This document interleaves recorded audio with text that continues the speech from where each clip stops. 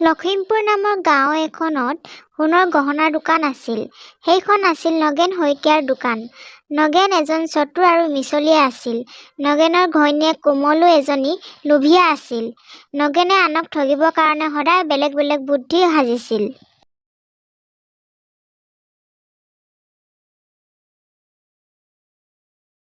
নগেন, কামত ব্যস্ত থকা যেন লাগিছে। মনোজ ককাই, আহক আহক। তুমিতো জানাই মোৰ পত্নীক প্ৰতি মাহে বেলেগ বেলেগ সোণৰ গহনা দিব লাগে, নহলে মুখ ফুলাই বহি থাকে। সেইকাৰণে তোমাৰ ওচৰত সোণৰ গহনা বনাব আহিছো। এইবাৰ মই সোণৰ খাৰু বনাম। ভাল কথা, ভাল কথা। যিমান সোণ দিব সিমান সোণেই মোৰ পকেটত যাব। হাহ হাহ হাহ। কম সোণত ভাল নালাগিব। বেছি সোণৰ গহনা পিন্ধিলেহে আপোনাক ধুনীয়া দেখিব।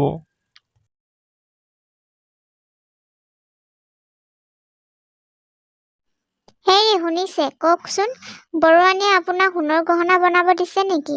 দিছে, সোণৰ খাৰু। অৰে বা, সোণৰ খাৰু? ভাল কথা, মোকো তেনেকুৱা খাৰু বনাই দিব। কিমান দিনৰ পৰা মোৰ সোণৰ খাৰু চখ আছে। তুমি জানা নেকি সোণৰ খাৰু বনাবলৈ কিমান সোণ প্ৰয়োজন, কিমান পইচা লাগিব? আপুনি বৰুৱানী গহনাৰ পৰা মোৰ কাৰণে খাৰু বনাই দিয়ক না। আপোনাক মই বেলেগকৈ পইচা খৰচ কৰিব কোৱা নাই নহয়। হয় হয়, তুমি ঠিকে কৈছা। আমি এনেকৈ কিবা কৰিব লাগিব।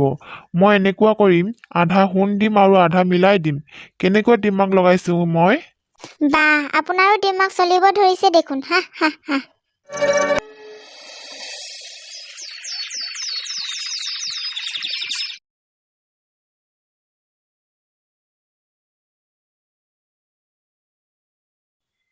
ওচৰৰ গাঁৱৰ পৰা আহিছো।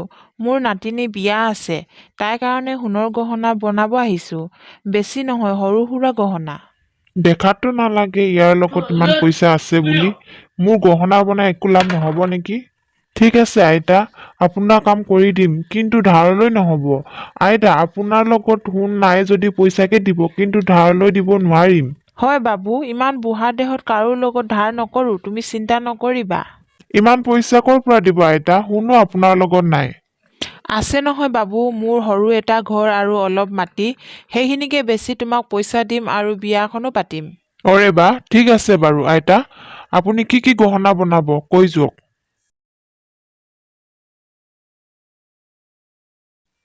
শুনাচোন, মই ভাবি আছো আইতা, গহনাৰ পৰা মোৰ কি লাভ হব? এইবোৰ কি কথা কৈছে আপুনি? বেলেগক যেনেকৈ কৰে এতিয়াও তেনেকৈ কৰিব, আপোনাৰে লাভ হ'ব। এই পইচাৰে গহনা বনালে মোৰ একো লাভ নহব। বুজিবলৈ চেষ্টা কৰা কোমল।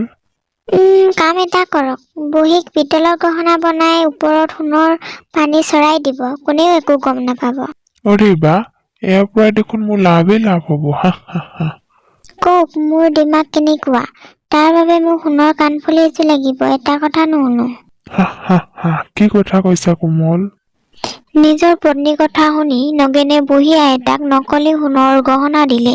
এই নকলি সোণৰ গহনা লৈয়ে নাতিনীয়েকৰ বিয়া দিলে। কিন্তু আচল দিগদাৰ হ'ল বিয়াৰ পিছৰ পৰা।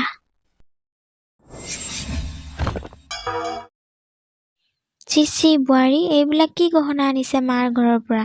তোমাৰ আইতাই আমাক ঠগিলে। নহয় নহয় মা, এনেকুৱা কথা নকব। মোৰ আইতাই নাই ঠগা। মোৰ আইতাই সকলো সম্পত্তি বিক্ৰী কৰিহে মোক বিয়া দিছে। কিমান পইচা খৰচ কৰিলে দেখিছো নহয় মই। এইবোৰ বেয়া কাম কৰিয়ে বুঢ়ী আঁতৰি গল। আজিৰ পৰা তোৰ ইয়াত কোনো স্থান নাই। এতিয়াই মোৰ চকুৰ পৰা আঁতৰি যোৱা। মোৰ ঘৰতো একো নাই মা, কলৈ যাওঁ মই? ক'ত যাওঁ নাজানো, কিন্তু মোৰ চকুৰ আগৰ পৰা আঁতৰি যা।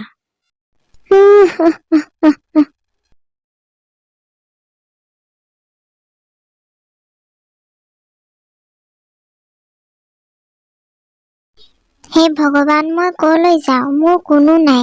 আইতা আছিল, গুচি গল। সেই নগেন শইকীয়াই বৰ বেয়াকৈ ঠগিলে। এনেকুৱা মোৰ ভাগ্য। মই জীয়াই থকাতকৈ মৰি যোৱাই ভাল।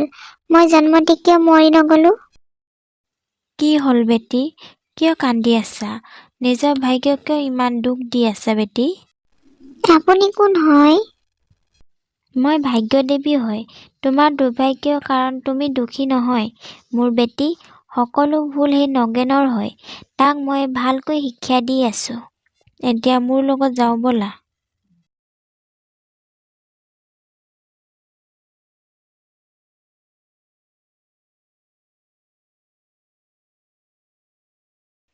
কি লাগে বুঢ়ী মা? মোক লাগে সোণৰ গহনা মোৰ ছোৱালীৰ কাৰণে। তাৰ বাবে মই তোমাক এটা গুৰুত্বপূৰ্ণ কথা ক'ম। কি কথা কওক আইতা? নাতিনীৰ নামত ককাকে সোণৰ মুদ্ৰা থৈ গৈছিল। বহুত কষ্ট দিন আহিছিল যদিও বিক্ৰী কৰা নাছিলোঁ। মই ভালদৰে থৈ দিছিলোঁ। তুমি ইয়াৰ বদলি মোক সোণৰ গহনা দিব লাগিব। হৈ যাব। ইয়াৰ বদলি মই আপোনাক বহুত সোণৰ গহনা বনাই দিম আইতা, কিন্তু বহুত দিন লাগিব। নহ'ব বেটা, মোৰ লগত সময় নাই। তুমি কাম এটা কৰা, সোণৰ মুদ্ৰাখিনি তুমি ৰাখি থৈ দিয়া, ইয়াৰ বদলি মোক সোণৰ গহনা দি দিয়া। মই এতিয়া এই গহনা লৈ যাব লাগিব। পিছত এই মুদ্ৰা হিচাপ কৰি তোমাৰ নিজৰ লগত ৰাখি থবা। ঠিক আছে, একো কথা নাই। বাপৰে, এদিনতে মই ৰজা বনি যাম। হা হা হা। কি হ'ল, তোমাৰ দোকানত ইমান গহনা নাই নেকি? আছে আছে বুঢ়ী আইতা, এতিয়াই দেখাইছো। দোকানৰ সকলো গহনা লৈ যাওক, কিন্তু মোৰ এই সোণৰ মুদ্ৰা টোপোলাটো থৈ যাব। ঠিক আছে, আমি এতিয়া যাওঁ। ব'লা বেটি, বহুত দূৰ যাব লাগে। ইমান ফূৰ্তি আজিলৈকে হোৱা নাছিলে। জিন্দিগি ধিন্দাও, বাপৰে। ঐ কোমল, ইয়ালৈ আহা। জীৱনত কাৰোবাক নঠগিলেও পিছত আমি দুখীয়া নহওঁ। কি হ'ল ইমান চিঞৰি আছে যে? নহয়, এজনী বুঢ়ী মা আহিছিলে। চাৰি গহনা বদলি সোণৰ মুদ্ৰা টোপোলা এটা থৈ গল। ৰজাদিনীয়া হয়। কি ৰজাদিনীয়া মুদ্ৰা?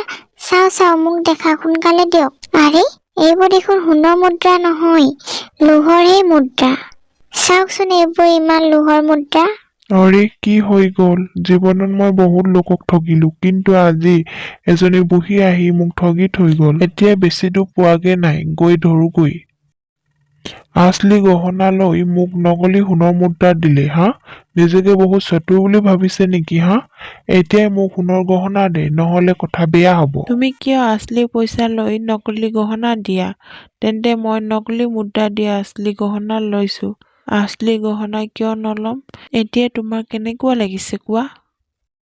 মনে মনে থাক, এতিয়াই গহনা দে। মই কোনো বুঢ়ীমা নহয়, মইতো ভাগ্যদেৱী হয়। তোমাক শিকাব আহিছো। তোমাৰ এই লোভৰ কাৰণে এই অনাথ ছোৱালীজনী ৰাস্তাত আহিব লগা হ'ল। তোমাৰ এই লোভৰ কাৰণে আনৰ জীৱন বৰবাদ হৈছে।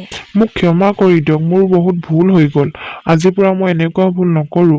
মই কাকো নঠগো। মা, মোক ক্ষমা কৰি দিয়ক। মা, মই আপোনাৰ দৰ্শন পালো, এয়াই মোৰ সৌভাগ্য। মোৰ এই লোভৰ কাৰণে আনৰ জীৱন বৰবাদ হৈ গল। মই জীৱনত কেতিয়াও আনক নঠগো। ভন্টি, মই তোমাৰ ঘৰত গৈ সকলো কথা কৈ দিমগৈ। তোমাৰ সকলো অধিকাৰ ঘূৰাই আনিম।